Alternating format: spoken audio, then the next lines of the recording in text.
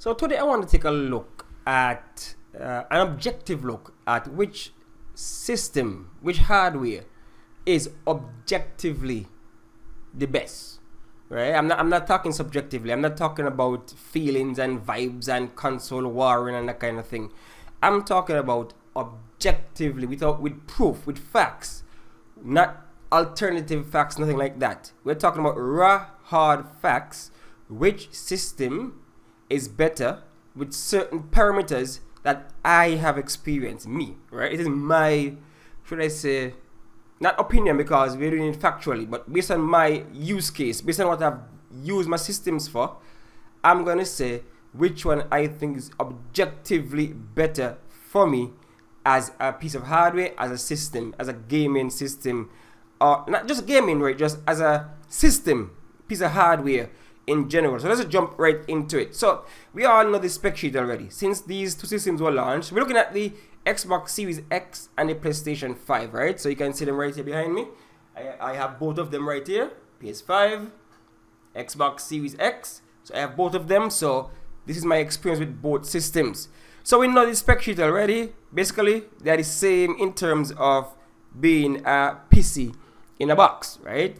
Similar, same architecture, right? Same amount of RAM, etc., etc. They have slight differences in terms of how they handle their GPU and that kind of thing, but that's not what we're looking for. At the end of the day, we know that certain things, they are very, very different in design, teraflop, that kind of thing.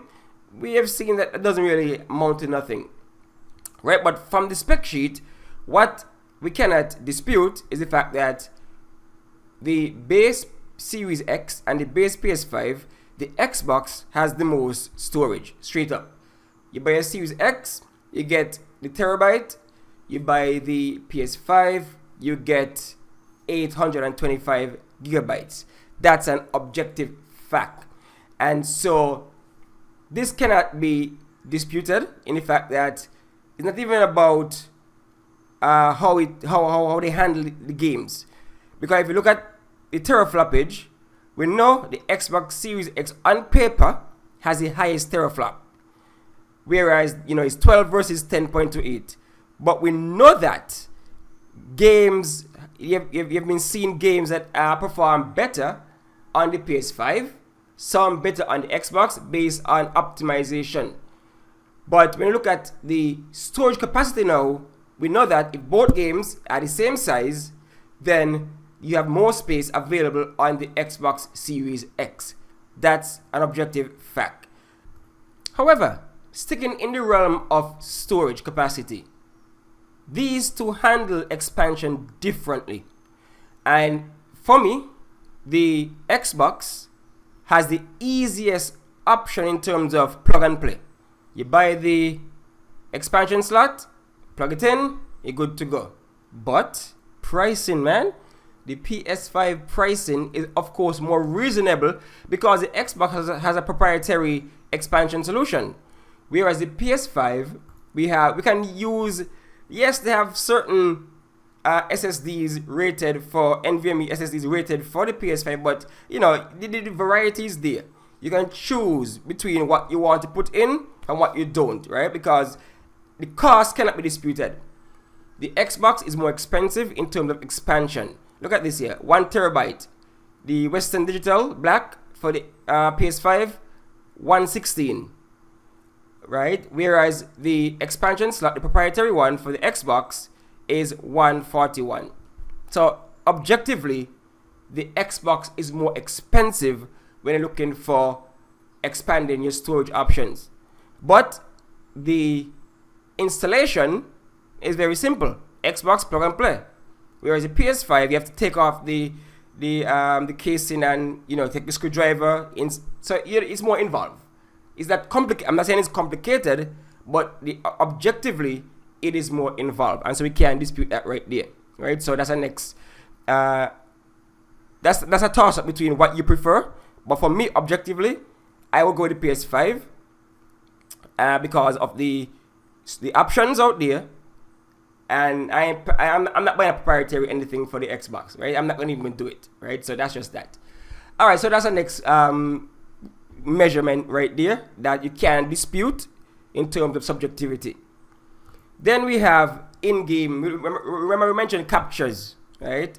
Xbox has all but given up on software for editing your games on the system. They're basically done. So PlayStation has a share factory, and yes, it's a little elementary editing tool, but it is there. And so if you're not too versed with your Premiere and those kind of things, you can simply use this elementary editing software on system on system to edit your clips, edit your captures. Xbox, they ain't got none. So you have to upload either to the app, or you pull it from OneDrive, put it on your external, put it on the PC, and then you edit with those software, whatever external software, third-party software you might want to use. PS5 you can do the same, but you can also say, okay, well, I can use the installed, the available software share factory for my editing needs. Now, if you're talking about software, games, if you're looking at the quality of the first party output on both systems, we know that in 2025 Xbox is all over the place, right? You can get anywhere. So we'll look at that later on. But if you're looking at software objectively based on a metric of Game of the Year winners, we're looking at objective. We know some of these could be subjective choices from the reviews or whatever, but you can't dispute the fact that when it comes to Game of the Year winners, if you're looking at the Keeleys, right, we're going to use the Keeleys for this one, we know that PlayStation had the most, compared to Xbox first party, PlayStation first party has won more Game of the Year, if you're looking at the Keeleys, than Xbox. That's just an objective fact. Whether you want to say how it came about it, different outlets, whatnot, if I'm using the metric of the Keeleys or the VGAs, whatever you want to call it, we know that PlayStation games have won more times than Xbox games. But even speaking about games though, let's look at backward compatibility. And this one is basically not a competition, because Xbox went out of their way to have a backward compatibility program. And so this basically blows PlayStation out of the water. All now, so PlayStation can really have backward compatibility for their PS3 games, because they had the cell engine and that mess up a lot of things. The architecture mess up a lot of things. Right now they can't even properly emulate the PS3 game. So that's the whole generation basically locked in. If you want to play them natively, maybe there's some streaming, yes, but if you want to play them natively on your hardware, your PS5, that can't happen. For the Xbox, on the other hand, many of the Xbox games going back to the first OG Xbox, so all those generations, Xbox OG, Xbox 360, Xbox One, and of course the current generation, you can play them on your one box, right? The Xbox Series X or S if you prefer, right? You can play those things. So backward compatibility, for the most part, Xbox dominates that. That's an objective fact. If you look at numbers, there are more. You can play more games backward compatibility than on a PlayStation 5. PS5, well, you can play most of your PS4 library, and that's about it to a certain extent, right? There's some PS2 and whatnot games, but we know for sure. If you're looking at numbers alone, even a generation alone, we know the PS3 generation is basically locked off of the PS5 if you want to play it natively, or even on a software emulation kind of way. You know, the PS3, most of them are streamed. Those that are available are streamed. And so, you know, backward compatibility wise, the Xbox objectively is better than the PlayStation 5. If you continue to look at gameplay and games in general, Quick Resume, that's a game changer. And that's only available on the Xbox Series consoles. And that's an objective fact. Quick Resume. You can just hop into a game, play the game, hop out, hop onto the next one. Then you, okay, want to go back to the other one, you go back, pick up right where you left off. PlayStation, for the most part, if you change games, the next time you go and launch the one you exit from, you have to start from the screen, from the intro screen, the title screen. That's just how it is. And so there's no comparison, there's no competition. The Xbox Quick Resume is the best, objectively, is better than how PlayStation implemented whatever they want to call it, right? Because you know, sometimes if you are playing a game, you hop out of the game, go on YouTube or something, you can come back into that game. But if you hop off of one game, go into the next one, the previous game closes, and so you have to start from the title screen when you boot it back up, right? So that's just how that goes.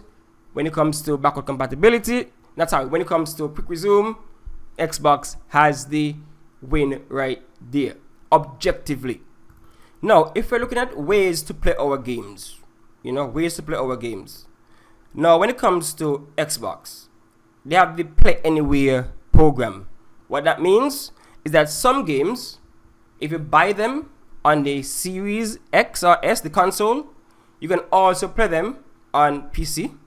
You can also play them anywhere you have Windows that you can play those games. So whether it is a handheld or whatever, you can play them even with cloud, right?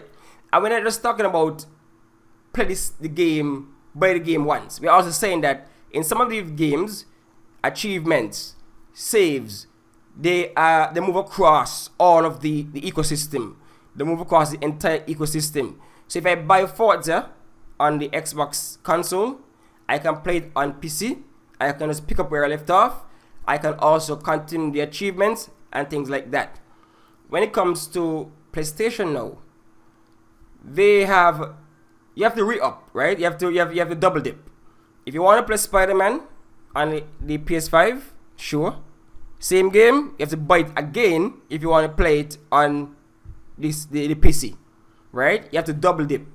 So you cannot just buy one copy and play them across the PlayStation ecosystem in a sense. Because even so, on the PC, you play it on Steam, you have to double dip. And so right there, objectively, we can say that when it comes to Play Anywhere, Xbox has the advantage price-wise, because you have to go on double dip to play the same game, buy it twice on system, on console PS5, and then on PC, right? So when you look at these things, Xbox has the advantage. And even to mention that if there's an upgraded version of a game, unless otherwise stated, Xbox would give you the best version of that game, whereas PlayStation tend to want to upsell you, pay $10 to get the PS5 version, things like that. Xbox would give you that basically for free, so you get the best version of any game that, well, once they're part of the program, because other developers can do what they want. They can say, okay, no, we're going to do a special version and you have to buy that or re-up or double dip or whatever. But for the most part, especially when it comes to the first party Xbox Studio games, you'll always get the best version. For example, Gears of War Reloaded is about to launch in August, and if you had the remastered Ultimate Edition, you get the Reloaded for free, right? I've got my code, so I got that for free, right? Whereas for PlayStation, for example, Ghost of Tsushima Director's Cut, you have to pay extra to get those things, that kind of way, right? So that's an objective advantage for the Xbox ecosystem. Now, if we're still looking at games, right? We're looking at games. We're going to look at the Game Pass versus PlayStation in 2025, right? We'll look at that shortly. But here what I want to focus on right here. Cloud saves. So let's just dig into this aspect of both systems, because whether you have a subscription or not, cloud saves. Now, remember I said that normally when a new generation comes about, I would buy the Xbox first and then the PlayStation after.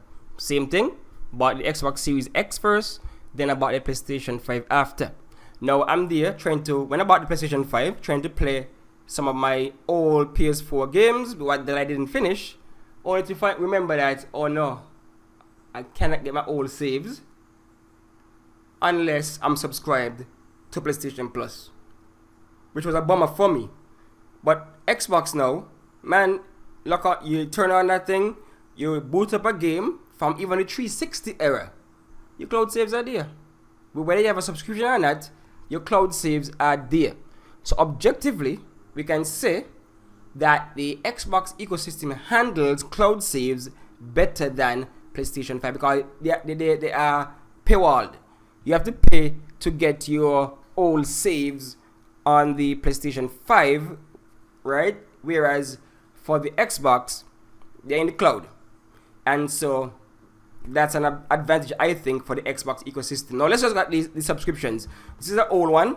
So, what I want to focus mainly on when it comes to the subscriptions, not only the cloud save system, but also the play day one, the day and date games. Now, the PlayStation Plus, there are a whole bunch of tiers, but none of the tiers include day and date. Xbox now, first party games, day and date on Game Pass, at least in 2025. Even before that, but we're looking at 2025 now.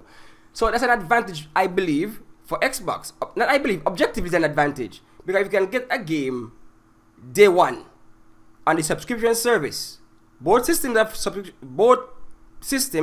have the version of subscription services, PlayStation Plus, Xbox Game Pass.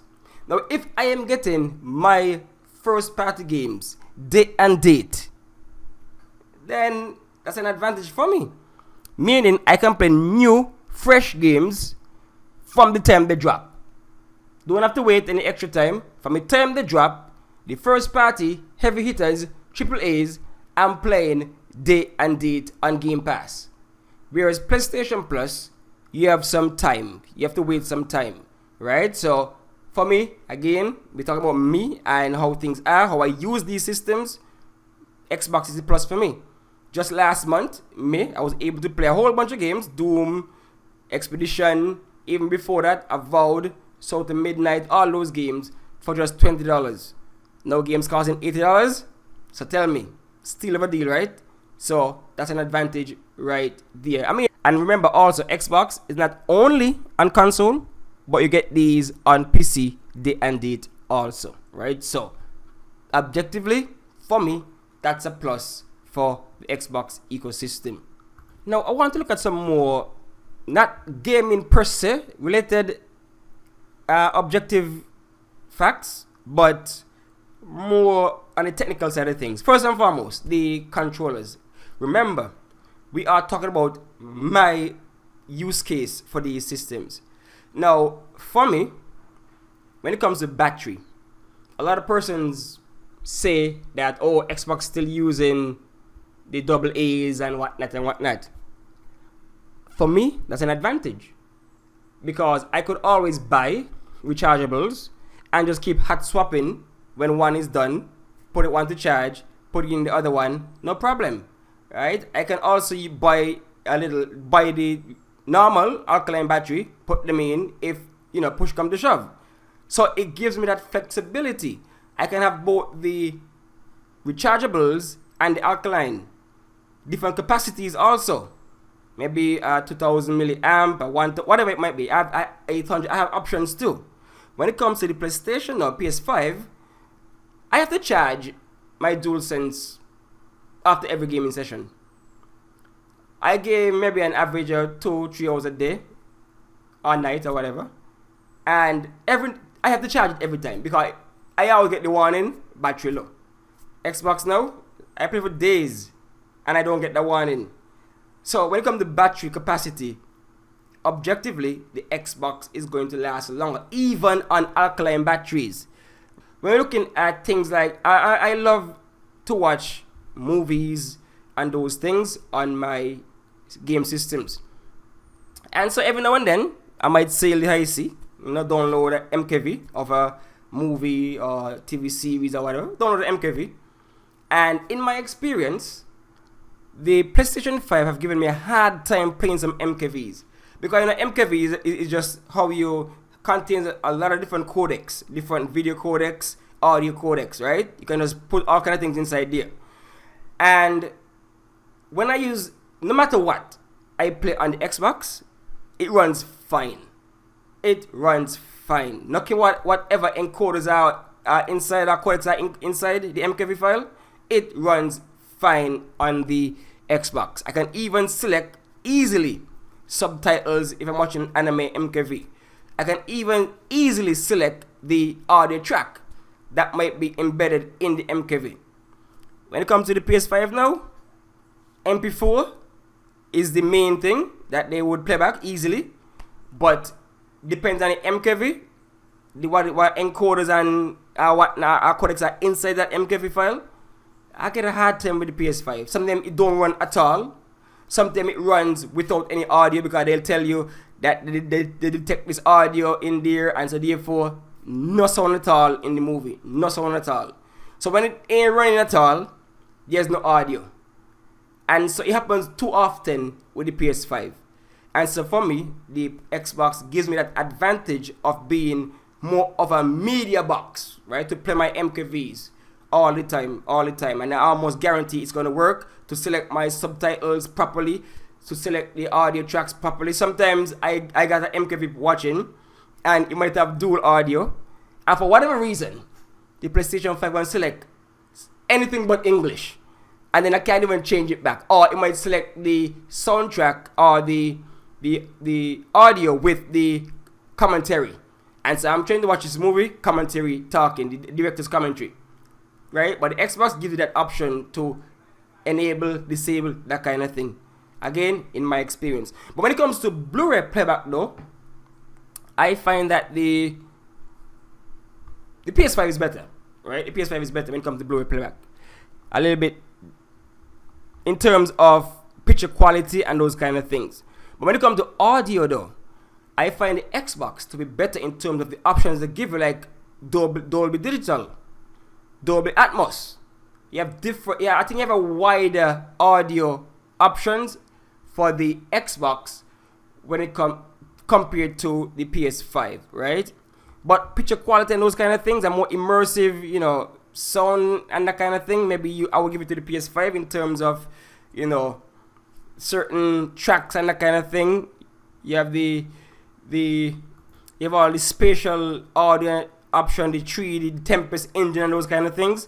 So for some, yeah, but for me, I prefer the sound, the audio options coming from the Xbox. But again, quality, as a Blu-ray drive, I would say the PS5 is a better Blu-ray drive. If you want to buy for a 4K Blu-ray player, I would give it to the PS. After all, I mean, Sony was a part of the consortium that came up with the Blu-ray, right? So I expect them to be, ahead of Microsoft in that regard. Also, they will make standalone Blu-ray players.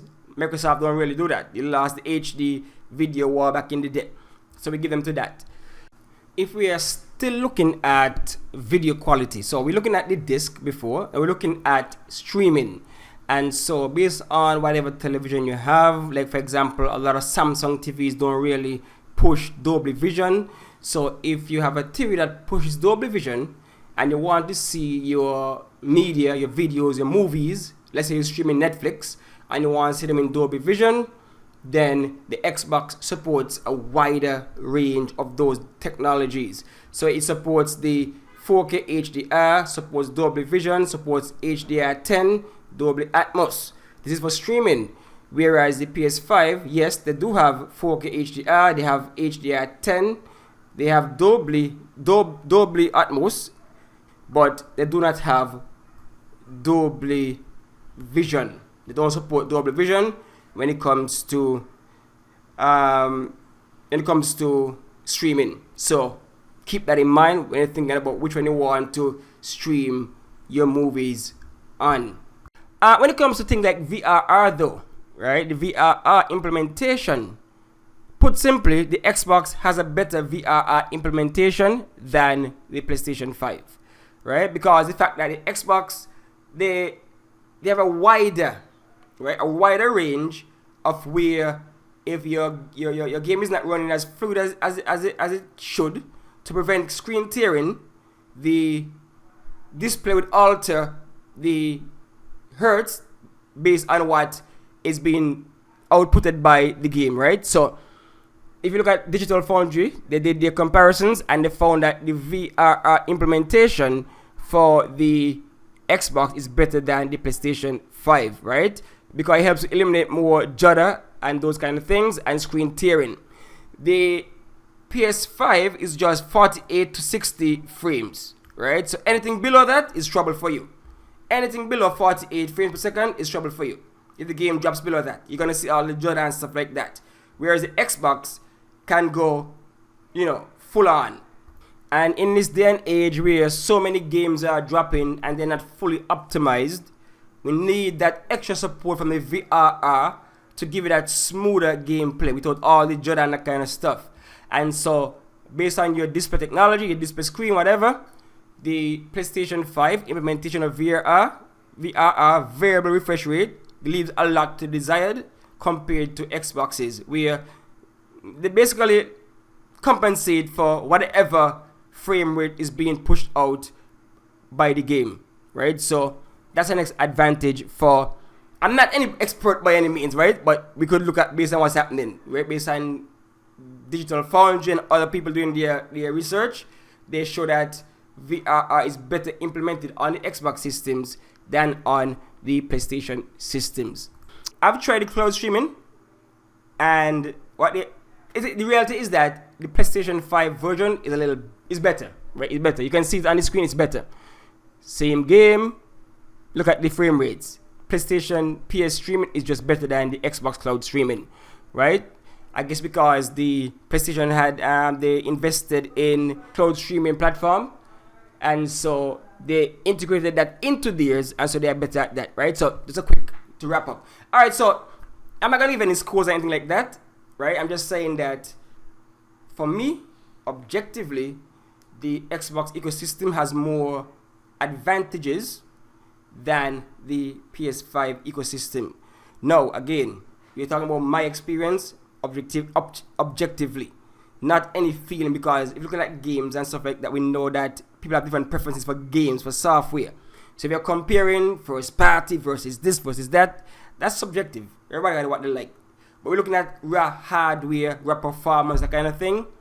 Xbox normally comes out majority of the times in certain regards that I outlined recently. Alright, so that's it for this, should I say, comprehensive, in-depth kind of comparison based on my use case, based on my experience for these two systems.